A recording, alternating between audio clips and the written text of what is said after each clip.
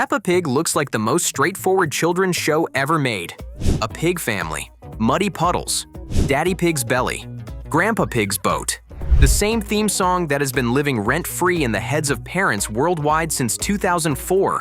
What could possibly be hidden in there? What secrets could a show about a small pink pig jumping in puddles actually be keeping? Quite a lot, as it turns out. Because underneath the cheerful animation and the deliberately simple character designs, Peppa Pig has been quietly hiding things for over 20 years. Deleted characters who were erased before they got started. Disappearances that nobody ever explained. Details buried in background scenes that the writers clearly never expected anyone to examine this closely. Theories supported so thoroughly by the show's own dialogue that they stop feeling like fan speculation and start feeling like answers the writers left in plain sight and waited to see if anyone would find. Someone found them. Let's get into it. Madame Gazelle's actual age. Start with the teacher, because Madame Gazelle sits at the center of one of the most consistently supported mysteries in the entire show. And the deeper you look, the more uncomfortable it gets. She taught the playgroup when the parents were children. This is confirmed on screen. In the time capsule episode, she tells the class directly, yes, she taught all of your mummies and daddies, Mummy Pig, Daddy Pig, all of them. Sat in those same little chairs, did the same activities, had Madame Gazelle as their teacher. And in the Madame Gazelle's leaving party episode, Mummy Pig remarks that, thinking about it, Madame Gazelle must be very old. But she doesn't look old. She doesn't look any different from how she looked when the parents were sitting in those chairs. She's been teaching the same playgroup for what is now at least 2 generations without showing a single sign of aging. The fan theory that emerged from this observation is that Madame Gazelle is a vampire. And before you dismiss that, the show provides the evidence itself. In the Pumpkin Party episode, Susie Sheep arrives dressed as a vampire. Madame Gazelle's response is immediate and specific. She sighs and says, "Ah, a vampire. That brings back memories of the old country." The old country. For a children's show character who teaches playgroup, that is a very specific and very loaded phrase. And then there is the mirror. During the same interaction, Madame Gazelle does not have a reflection. In a show where reflections appear consistently, and the animation team has demonstrated they pay attention to visual details. Madame Gazelle has no reflection in that moment. She has access to every child in Peppa Town. She knows their routines, their families, their fears. She has held that position for decades, and she has not aged. Whatever Madame Gazelle actually is, she is not simply a teacher who has been at this a long time. Miss Rabbit's real identity. If Madame Gazelle is the most unsettling recurring character in Peppa Pig, Miss Rabbit is the most statistically impossible one. She is a train driver, a helicopter pilot, a supermarket checkout worker, a librarian, a taxi driver, a school bus driver, a nurse, a firefighter, a gift shop owner. On the moon. In the Golden Boots episode, she is running a shop on the moon. And she says, "I haven't had a customer on the moon for years and years." Which raises the immediate question of how she is simultaneously on the moon and driving the school bus in Peppa Town every morning. When asked about her many jobs, her response is simply, "Do you do all the jobs, Miss Rabbit?" No, just the important ones. Ice creams! No further explanation offered. The clone theory has been circulating among Peppa Pig fans for years. And in the America special, the show appears to confirm it. When Peppa encounters another Miss Rabbit and points this out, Miss Rabbit's response is, "Oh, it's another Miss Rabbit." Yep, there's a lot of us around. a lot of us around. She says it herself, but whether she is one rabbit or an army of identical rabbits operating in coordinated shifts across every institution in Peppa Town, here is what makes her genuinely remarkable. She has access to everything. She is the taxi driver who knows where you are going, the checkout worker who sees what you are buying, the nurse who holds your medical records, the librarian who knows what you are reading, the school bus driver who knows when you leave and when you return. Miss Rabbit is not just present everywhere. She is embedded in every layer of daily life in Peppa Town. And nobody finds this strange enough to question it. Susie Sheep's dad, the narrator theory. Susie Sheep's father has never appeared in over 400 episodes of Peppa Pig. Not once. Every other parent shows up for school runs, birthday parties, camping trips, and muddy puddle emergencies. Susie's dad? Nothing. No explanation offered. No joke about him being busy. No photograph doing the bare minimum to confirm his existence. Just absence. Total, sustained, unexplained absence. The theory that has gained the most traction among fans, and the one that is impossible to fully dismiss once you hear it, is that Susie Sheep's dad is dead, and that he is now the narrator. The narrator of Peppa Pig is a warm, cheerful voice that describes what is about to happen before it happens. He knows what characters are thinking before they say it. George does not know that Susie has a pretend friend. He describes rooms before anyone walks into them. Mummy Sheep and Susie have come to pick up Peppa for playgroup. He is always present, always watching, always aware of everything happening in Peppa Town. A father watching over his daughter from somewhere she cannot see.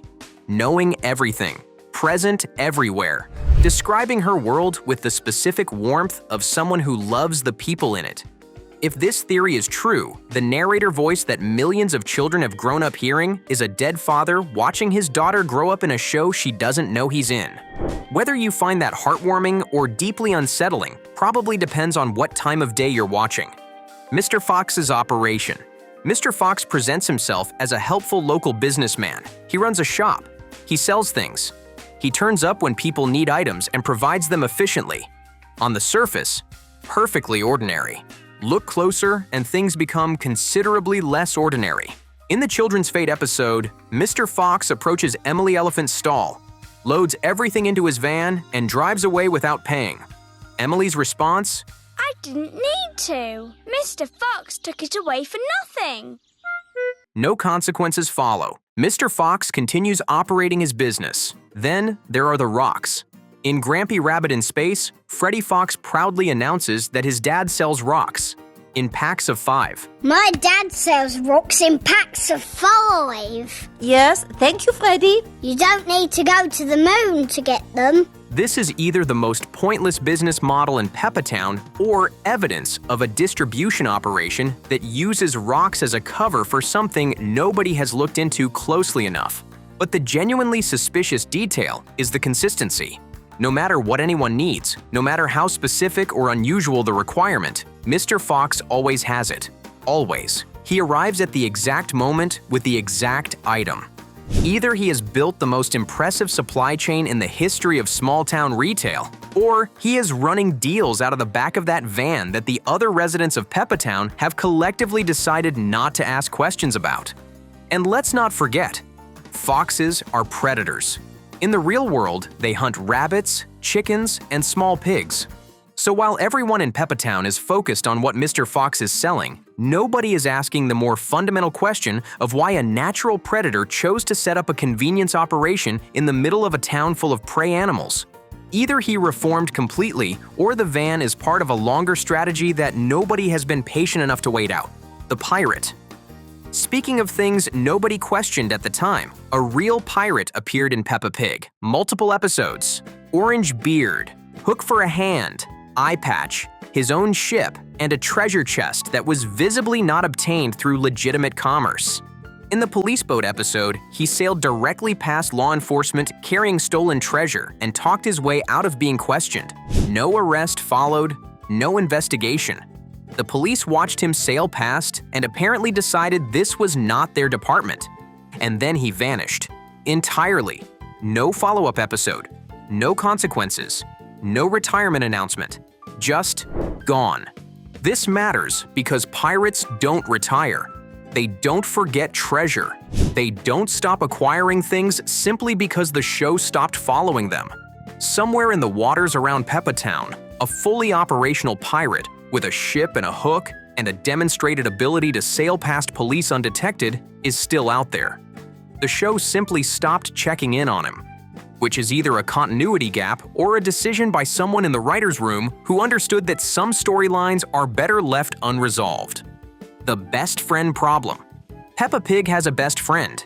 Everyone knows this. It is Susie Sheep. The two of them have been best friends since the show began. Referenced constantly, described repeatedly, the central friendship of Peppa's social world. Except in episodes involving Rebecca Rabbit. Peppa describes Rebecca as her best friend. And in episodes involving Emily Elephant, the same designation appears. The best friend title in Peppa Pig does not belong exclusively to Susie Sheep. It travels. Depending on which episode you are watching, Peppa's best friend is whoever is standing closest to her at that moment. This would be easy to dismiss as a continuity error in a children's show if it weren't for the fact that the show is otherwise remarkably consistent about character relationships. The parents know each other. The children's friendships are tracked across episodes. The world is internally coherent in ways that suggest the writing team is paying attention, which means the shifting best friend designation is either a gap in the show's otherwise careful continuity, or it is an accurate portrait of how 5-year-olds actually experience friendship. Completely sincere, completely exclusive, and entirely dependent on who is present. Peppa is not being disloyal. She simply means it every time. She has several best friends simultaneously and sees no contradiction in this because at 5 years old, there isn't one. It is possibly the most psychologically accurate thing in the entire show, which makes it either charming or quietly devastating depending on your history with childhood friendships. Grampy Rabbit's classified history. Grampy Rabbit appears to be an eccentric old bunny who tells wild stories and builds things out of scrap. He has a submarine made of rubbish, a hovercraft, a jetpack, a lighthouse, and a rocket, built himself out of scrap metal, that he claims has been to the moon. In the Golden Boots episode, he states simply, "I've flown to the moon before. Mind you, I was in a rocket." Now, a retired civilian rabbit does not typically build a functional submarine, a working hovercraft, an operational jetpack, and a moon-capable rocket from scrap metal in his spare time. The knowledge required for any one of those projects is extraordinary. The knowledge required for all of them suggests a background that predates his current life on the outskirts of Peppa Town considerably. The spy theory is the most popular explanation. Grampy Rabbit is a retired intelligence operative or former military engineer who has settled into apparent eccentricity while maintaining the capability to survive essentially any scenario. He lives alone in a remote location. He has enough vehicles and equipment to function independently of any infrastructure. He has a rocket if the situation becomes truly extreme. Grampy Rabbit isn't just eccentric, he is prepared for something that he has not told anyone about. And in Peppa Town, where the most dramatic events are usually either a muddy puddle or Mr. Bull digging up the wrong road, Grampy Rabbit is building rockets. Mr. Wolf's very long game. Mr. Wolf is friendly. He waves, he smiles. He has a family. He is a perfectly pleasant member of the Peppa Town community who, by coincidence, keeps making jokes about blowing houses down. In the new house, Daddy Pig finishes building the Wolf family's new brick home. Mr. Wolf's response, "Thank you for building our house, Mr. Pig. What's it made of? Straw? Sticks?" In Wendy Wolf's birthday, he does it again. In the Clubhouse Adventure, he does it again. The same reference, the same joke, directed specifically at the Pig family, with the same permanent smile that never leaves his face regardless of what is happening around him. In the real world, when someone makes the same specific threat repeatedly over years while smiling and maintaining that they're joking, that is not a joke. That is a very patient communication strategy. And in Wendy Wolf's birthday, the Wolf family howls together under a full moon. The show presents this as charming family behavior. It is also textbook werewolf behavior. Mr. Wolf smiles constantly. He references huffing and puffing on multiple occasions across multiple episodes. He howls at the moon with his family. He is biding his time, and he has been doing it for 20 years. The Queen's exit. The Queen appeared in Peppa Pig multiple times across the show's run. She was not a background character or a one-off reference. She spoke. She waved. She knighted Miss Rabbit. She helped children build a playground. She jumped in muddy puddles. She was a real, recurring, actively participating character in Peppa's world. In 2022, Queen Elizabeth II passed away in real life. Peppa Pig's official social media account posted a drawing of Peppa splashing beside the Queen. Quiet, simple, unmistakably a farewell. And the Queen has not appeared in the show since. The show handled this with exactly the kind of understated dignity that the moment required. No announcement, no in-show explanation, just a tribute drawing and then a character who was present throughout the show's history quietly stepping back from it. Which leaves a specific gap. Because if the show ever returns to London, to the palace, to the royal context that appeared multiple times across its history, someone has to be there. The same palace, the same visit, the same setup. Different person on the balcony. The King of England is, by the show's own logic, the only character who fills that role now. Not a theory, not a speculation. Just the show updating itself to reflect reality and continuing.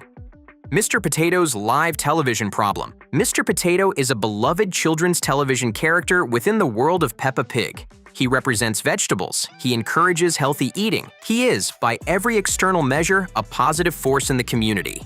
He is also willing to humiliate parents on live national television in front of their children without any apparent awareness that this might be problematic. When Peppa submits a drawing to his show, a drawing of Daddy Pig sitting on the sofa, submitted in response to a request for drawings of vegetables, Mr. Potato does not simply thank her. He looks at the drawing, identifies Daddy Pig, and announces on live television that Daddy Pig needs some exercise. Then forces him to jump up and down on national television while Mr. Potato chants up, down, Daddy Pig. Peppa essentially called her father a potato on national television. Mr. Potato amplified this into a public fitness intervention broadcast to the entire Peppa Town viewing audience. Daddy Pig sat through it with the expression of a man calculating how many muddy puddles are between him and a quiet room. Mr. Potato frames all of this as health education. It is worth considering whether there is a meaningful distinction between health education and targeted humiliation when the target is a specific parent sitting on a specific sofa, and the audience is his daughter's entire friend group. The Paris extra who refused to stay gone, the animators designed a background character for the Paris episode. Something about this character, his design, his expression, some quality that the studio felt crossed a line that background Peppa Pig characters shouldn't cross, led to him being reportedly removed before the episode aired, according to fan documentation of the production. He came back anyway. A few episodes later, in Carnival, he reappeared in the crowd, standing there, looking, by all accounts, like he was having a perfectly good time and had no awareness that he had been removed from the show. The editing process had caught him once, and he had simply waited for another episode. Since Carnival, gone again, or at least apparently gone. The Paris Extra has demonstrated that the boundary between deleted and present in Peppa Pig's world is more permeable than the production team might prefer. Carol Cow's impossible position. Carol Cow is Mrs. Cow's daughter and, following the wedding episode, Mr. Bull's stepdaughter. She has been appearing in the background of Peppa Pig for years. Crowd scenes, shopping center visits, theater audiences. Carol Cow is present consistently as a character who exists within the show's world and participates in its events. She was missing from her own mother's wedding, a 3-part episode, a major production event within the show, Mrs. Cow's wedding, and Carol Cow, her daughter, was not there. Not in the background, not in a crowd scene, not mentioned. Simply absent from the most significant family event in her own family's recent history. Behind the scenes, Carol was meant to debut properly in Season 7. Episodes were planned, merchandise was printed, actual physical merchandise with Carol Cow's image on it, produced in anticipation of a character introduction that was then cut at the last minute. The character was quietly moved to background appearances while the planned introduction was shelved. Carol Cow is simultaneously one of the most established and most invisible characters in the show. She has been in Peppa's world for years. She has never been properly introduced. She has merchandise from a debut that never happened. And she was not at her own mother's wedding. King Alfonso's 32nd reign. King Alfonso appeared in one episode, Long Train Journey. He arrived looking every bit the monarch. Crown, robes, the full royal presentation. A goat king on a train, prepared to conduct himself with appropriate dignity. He asked for orange juice and coffee. The waiter refused. Excuse me, I am King Alfonso. Could I have a coffee and orange juice too? No. The waiter who, in the same interaction, provided Daddy Pig with both orange juice and coffee when Daddy Pig made the same request. King Alfonso, crown, robes, the full apparatus of royal authority, was denied a beverage that a civilian pig with a large belly received without difficulty. King Alfonso was never seen again. No return visit, no explanation, no further royal appearances of any kind. The only reasonable conclusion is that being publicly outordered by Daddy Pig on a train was an experience from which King Alfonso's reign did not recover. Ginger's suspicious disappearance. Ginger was Miss Rabbit's goldfish. He appeared in the aquarium episode, met Goldie the fish, and the show noted warmly that Goldie had found a friend. It was a small, sweet moment of pet companionship in the world of Peppa Pig. Then Ginger disappeared. Never mentioned again. No follow-up visit. No acknowledgement that two goldfish who had formed a connection existed in the same town and might logically encounter each other again. Then, a fish looking exactly like Ginger appeared at Dr. Hamster's surgery. Not with Miss Rabbit, with Mr. Bull, for a checkup. The questions this raises are numerous. Did Miss Rabbit give Ginger away? Lose him? Sell him? Is there a goldfish exchange operating somewhere in Peppa Town through which pets move between owners without explanation? Is Mr. Bull's fish actually Ginger, or simply a fish who looks identical to Ginger, which in a town of anthropomorphic animals raises its own separate questions? The show has provided no answers. Ginger, or possibly Ginger, went to the vet with Mr. Bull, and the matter was left there. Mr. Gazelle's complete absence. In the episode Madame Gazelle's House, there is a black and white photograph on the wall. A gazelle in a suit, looking serious. Fans have identified this as Madame Gazelle's husband. The show has never confirmed or denied this. What the show has confirmed is that in the same episode's flashback, the photograph is already there, already hanging on the wall, already a record of someone who is no longer present. Mr. Gazelle, if he existed, was gone before Peppa was born, before the show began, before any of the current events that Peppa Pig depicts. Whatever happened to him happened entirely off-screen and entirely before the story started. Given the vampire theory, given what we now understand about Madame Gazelle's age and her relationship with the passage of time, the specific fate of Mr. Gazelle becomes a question the show seems entirely comfortable leaving unanswered. He is in a photograph on a wall. He was already gone in the flashback. And Madame Gazelle, who does not age and remembers the old country, has continued teaching playgroup for decades since. Daddy Pig's missing parents. We have seen Daddy Pig as a child, in this town, attending school in the same community where he now lives as an adult with his own children. Two adult pigs were clearly somewhere in the picture during that period, raising him, feeding him, presumably attending the same school events that Daddy Pig now attends for Peppa and George. They have never appeared, not once. No Christmas visit, no birthday mention. No background photo doing the bare minimum of acknowledging their existence. Grandpa Pig, Mummy Pig's father, has quietly been filling the grandfather role for the entire run of the show. Building things, teaching George, fixing disasters, being the default grandfather figure in both children's lives. This is not oversight. Shows do not run for 20 years and forget that their main character has parents. The silence around Daddy Pig's parents is too complete and too sustained to be accidental. It is avoidance. Deliberate, consistent avoidance of a question the show has so far chosen not to answer. Why Daddy Pig is the way he is, the nerves, the fear of heights, the overconfidence that always seems to be covering something, sits unanswered alongside the question of where his parents are. The two absences feel connected. The show knows they are connected. It has simply decided for 20 years that now is not the moment to explain it. And the longer it waits, the more it starts to feel like the explanation, when it finally arrives, will change how you see everything that came before it. Peppa Pig has been running since 2004, over 400 episodes, and across all of that time, the writers have been leaving things in plain sight. Deleted characters, unexplained absences, background details that reward attention, dialogue that means more than it appears to on first listen. Some of these are accidents. Background characters that appeared once and were never recalled. Animation details that weren't meant to be noticed. The ordinary continuity gaps that accumulate in any long-running show.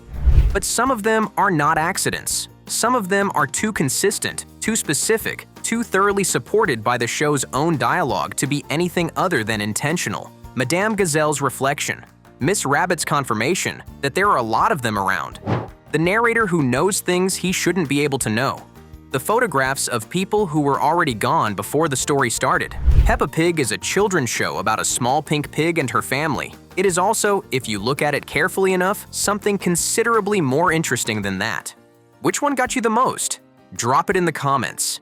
And if there are hidden details you've found that aren't on this list, we want to know. Because in 20 years of Peppa Pig, there are almost certainly things in there that nobody has noticed yet. The show has been waiting for someone to look closely enough